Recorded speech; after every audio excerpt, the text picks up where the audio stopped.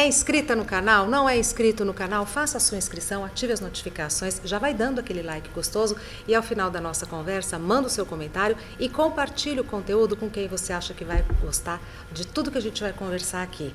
Eu estou no palco do Teatro FAAP, onde Ricardo Hatsan e Marcelo Médici estão com o espetáculo Teatro para quem não gosta de teatro, e eu preciso dizer que é uma honra estar aqui com vocês, de verdade. É nossa! Sou plateia impressionante deles. como você fala bem, você não gaguejou, você não errou nada. É minha profissão, né, Marcelo? Que bom!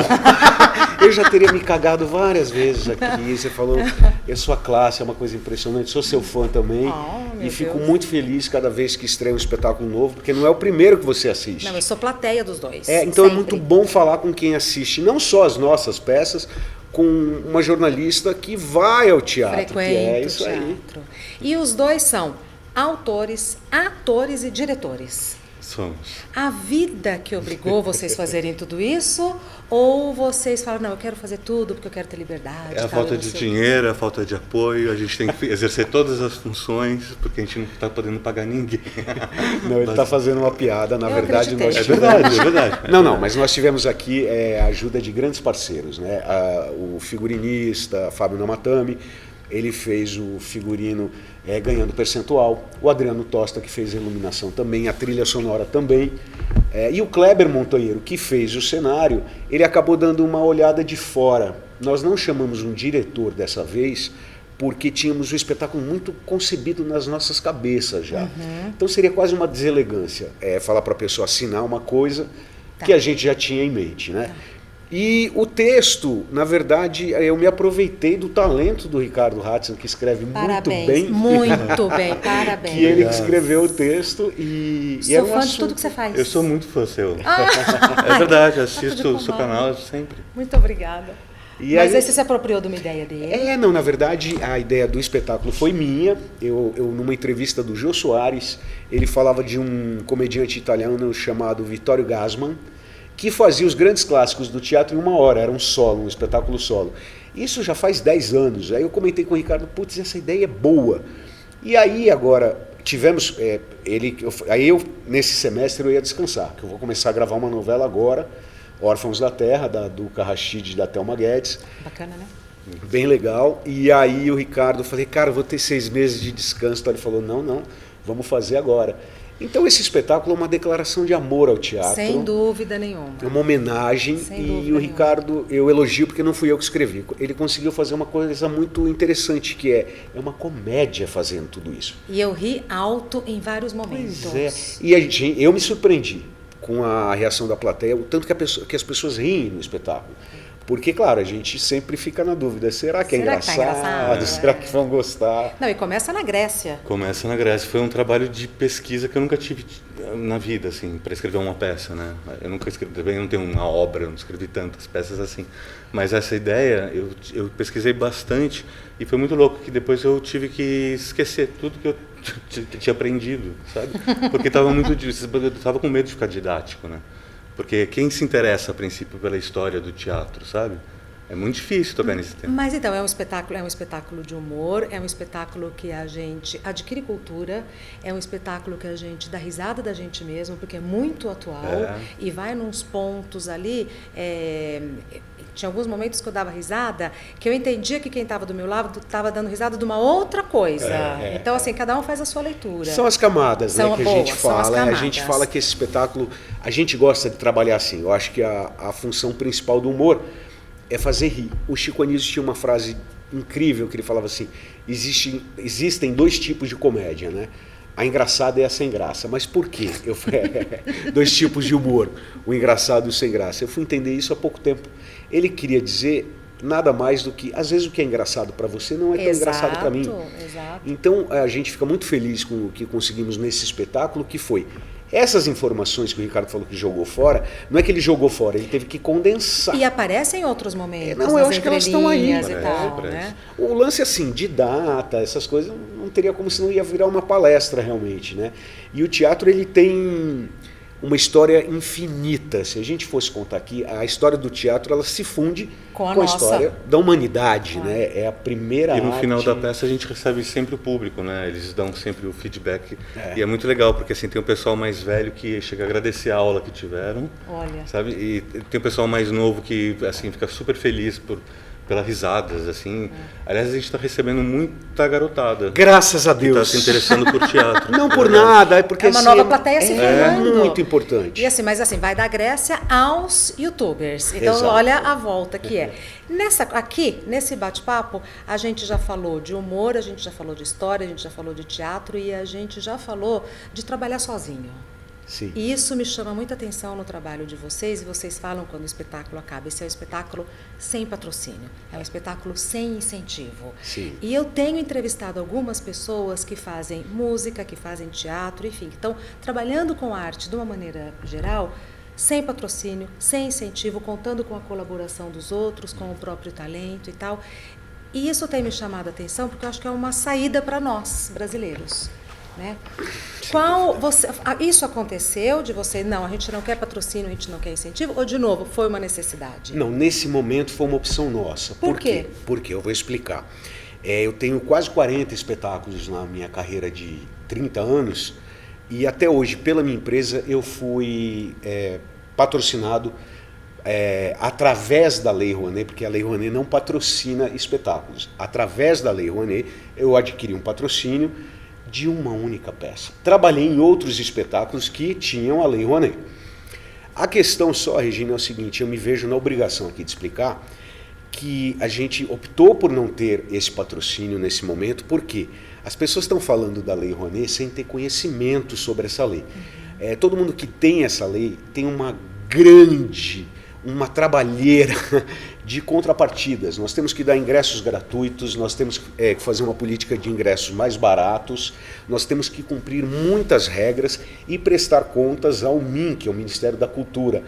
Nada no Brasil presta? Não sei. O Ministério da Cultura faz uma auditoria e depois que você termina esse patrocínio, você tem que ficar 5 anos... prestando contas. Com aquilo guardado, se eu não me engano 5 ou 8, porque como eu fiz pouco uso, eu não sei te dizer exatamente. Então, assim, é uma injustiça que é cometida com relação à Lei Rouanet, acusando artistas de se apossarem de um dinheiro público. Isso não é verdade, tá? Agora, dá um trabalho do diabo fazer Lei Rouanet. Mas e no próprio espetáculo vocês citam a Natura, né? O Senhor N, né, que leva de presente. A sua Julieta, uma das melhores Julietas que eu já vi. A Julieta e a Romeu, que também assim, é uma sacada. Eu tenho algum contato, até por conta do YouTube, com uma galera mais jovem e tal, e eu entendi muito do que foi dito ali e das dificuldades. Mas assim, e as empresas? Sei lá, você tem Natura que aparece no espetáculo e você ter patrocínio dessas empresas. Eu não fui atrás, Mas por quê? Porque, na verdade, assim, essas empresas se interessam pela Lei Rouanet. Entendeu? É muito difícil uma empresa que hoje em dia queira dar um apoio sem essa A empresa essa e o lei. Marcelo passa pela É muito difícil, lei.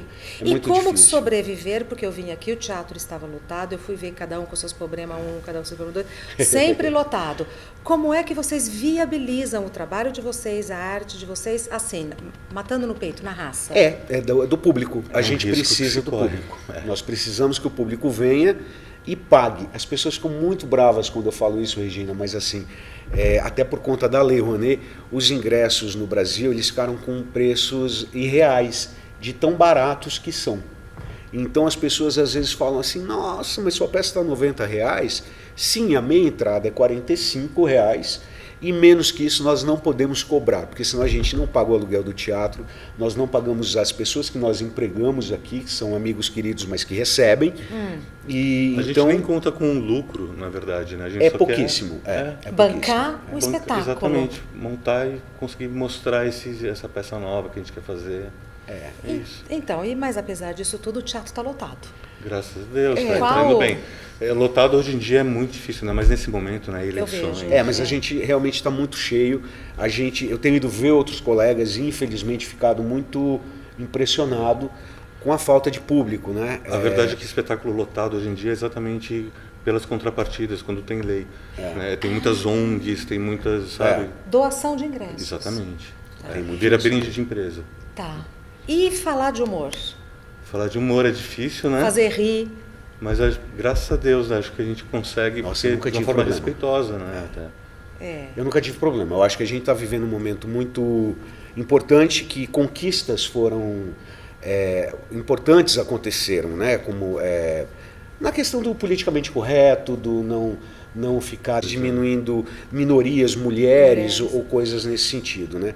Eu nunca tive problema com isso em nenhum dos meus espetáculos, mas eu digo que não foi uma coisa assim que a gente fica preocupado em não fazer. Eu acho que coincide com o tipo de humor que a gente faz. Mas acho que existem assim exageros hoje em dia no sentido assim, o que é uma briga, o que é uma causa justa e o que é o achar um pelo em ovo. O que é a pessoa ir lá para encher o saco. Entendeu? E eu sou a favor da liberdade, né? Porque o humor é crítico, né, gente? O humor ele pode ser crítico. Tem que fazer a gente pensar, né? Porque a gente dá risada na hora de dar um clique, é imediato. E a liberdade de expressão, né, Regina, também. Eu acho que assim, a gente precisa brigar por isso sempre. Então, o que eu tenho visto, como jornalista e como cidadã mesmo, é que uma das características que para mim era uma das mais fortes do brasileiro, que era a predisposição para rir, eu tenho notado que está diminuindo. Sim. Eu tenho sentido... eu também. Eu tenho sentido que a predisposição é para não achar graça, que é para criticar, para debochar, para apontar o erro. Então, eu estou sentindo que assim, esse contorno dos brasileiros está mudando um pouco. Vocês sentem isso trabalhando com o humor? A gente... eu não estou sentindo. Aqui não. A pessoa que vem para o teatro, ela não vem mas com antes essa também, cabeça, assim, parece até arrogante falar, sei lá, o público do Marcelo, assim, mas na verdade tem muita gente... Mas o canal é nosso, o canal é meu, aqui o teatro de vocês, está tudo em E o casa, público pode é meu, falar, é isso aí. Pode falar. Pode falar, não é arrogante não, pode falar. O Marcelo tem realmente assim, um público que está acostumado a ir nas peças e não se sente ofendida, porque sabe que, né, a gente não vai sacanear ou pegar pesado. Não, a nossa intenção não é essa. Né? A gente existem comediantes que gostam de provocar. A graça é debochar do outro. Sim, mas eu acho que também tudo bem. Aí você não assiste, você não consome. Eu acho que ele tem que ter a liberdade. Porque se Ótimo isso, hein? É verdade, porque assim, se eu for contra alguém, se eu for participar de qualquer tipo de boicote ou censura, uma hora isso vai se virar contra mim. É matemático, então, entendeu? o que você está dizendo é que o seguinte... Tem espaço, literalmente tem espaço para todo mundo. Tem que ter, Regina, que senão a gente vai estar numa ditadura daqui a pouco, a gente vai estar preso, você não vai poder mais emitir sua opinião, porque assim, não tem como. Eu não gosto desse cantor. Não vai no show, não compra o disco. Não assiste o canal, não entra no Instagram e etc. Exato. Né? Eu acho que a gente tem uma união de humor que é diferente, que é bem interessante também. Que o Marcelo Ricardo e Marcelo? Super. O Marcelo é mais ácido. Assim. Nessas pesquisas que eu estava fazendo, eu cheguei a ver que a diferença de bobo da corte, clown e palhaço. Qual a por diferença? Exemplo, o bobo da corte, ele aponta o dedo para o outro. Sim. Assim. Tipo, também, hoje em dia, o stand-up, hoje em dia. O palhaço é para si mesmo, né? E o clown, sei lá, é para o microfone que está na mesinha que não está aparecendo aqui. Não, e mesmo nos clowns tem uma divisão, né? O clown branco, o clown Augusto, tem eu sou mais desse tipo, assim, sabe? Que de auto-sacaneagem, não sei o quê. O Marcelo tem um pouco, né? Você é mais eu adoro. E aí é uma criança terrível. Isso. E daí a gente se zoa hoje eu seria preso. Cena, né? Eu estaria na FEBEM hoje em dia. São quantos espetáculos juntos? Pois é, a nossa parceria começa em 2003, eu dirigi um espetáculo do Ricardo que chamava-se Enquanto Não Fazemos Novela, era o Ricardo mais 8 atores. E até então vocês não tinham feito novela? Não. Tá. Não. Você não tinha feito, você já tinha feito Da Cor do Pecado. Eu acho que eu apareci na Globo antes do Marcelo, eu não sou famoso, mas olha só, você vê como a vida é injusta. Foi mesmo, e arrebentou. Eu acho que a televisão realmente está marcando. Perdendo. Não, mas está mesmo Sem perdendo dúvida. um grande ator, um grande comediante. Concordo. E com tanta gente Concordo. destalentada lá, enfim. Aí o que acontece? Depois mas tem outros talentos. Tem outros talentos. Tem aqueles talentos que a eles não gente mostram nem pra... imagina, né? Nem posso julgar, é verdade, Né? eu nem conheço. E aí fizemos cada um com seus problemas. Foi fantástico. Nossa, que foi aquele... Mas assim, Regina, ele começou pequeno, num teatro pequeno, ficamos 1 ano em cartaz, eu cheguei a me apresentar para 20 Já era tudo vocês pessoas. matando no peito. Já, total. Sem Então, nada. não é muita audácia? Era a única saída. Senão eu ia abrir uma franquia da Casa da Empada, como a gente fala aqui no espetáculo hoje, né? Que é sempre uma No opção. comecinho do cada um, daí sim, era realmente necessidade. Né? Sim. Você morava com a sua avó, né? Você tinha contas para pagar. Ela realmente morava qualquer coisa. comigo. Verdade. Ela que me dava uma despesa absurda. Então,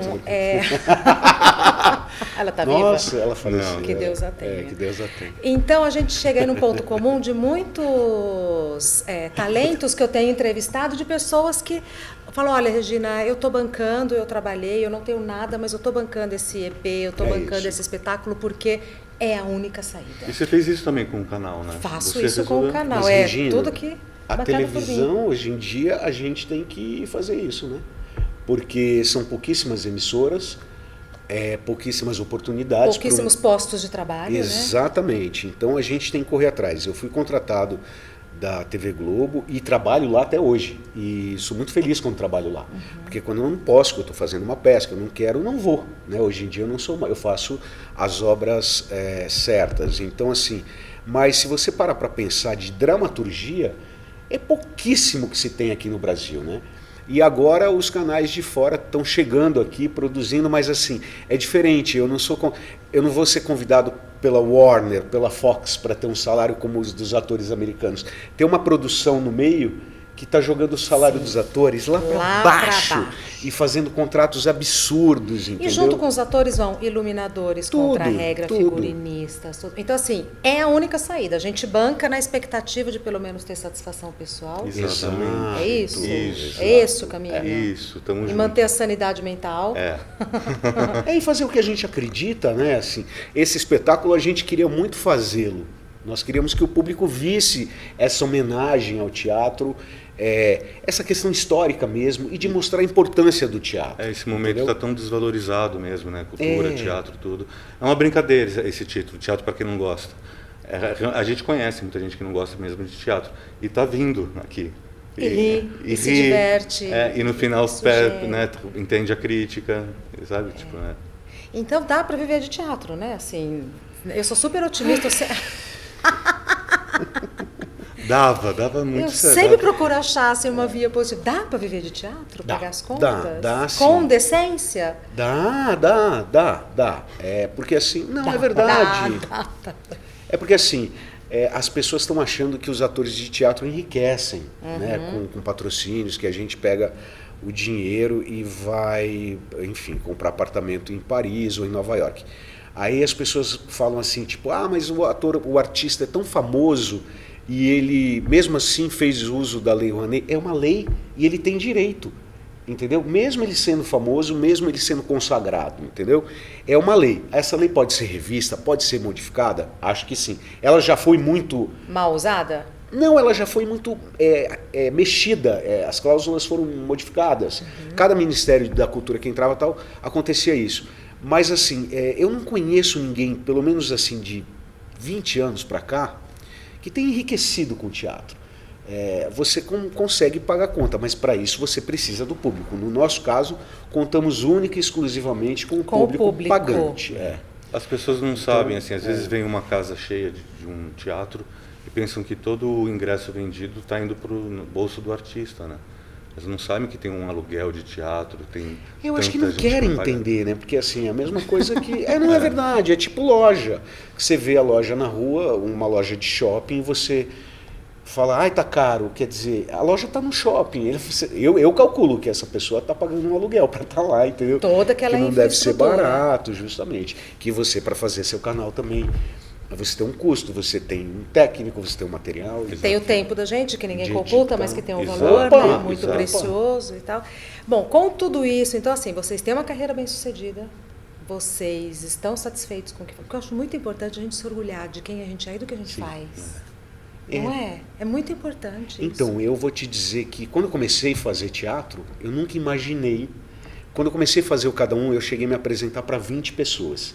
Se eu não tivesse bancado aquelas 20 pessoas e falado, eu vou fazer, e feito feliz, feito com alegria e com prazer, eu não teria feito como eu fiz uma sessão para 2.200 pessoas num dia e no dia seguinte mais 2.200 no mesmo espetáculo. Com 3 mesmo meses de ingressos lotados com antecedência. Eu cheguei a ter 3 meses de ingresso esgotado com antecedência lá no outro teatro.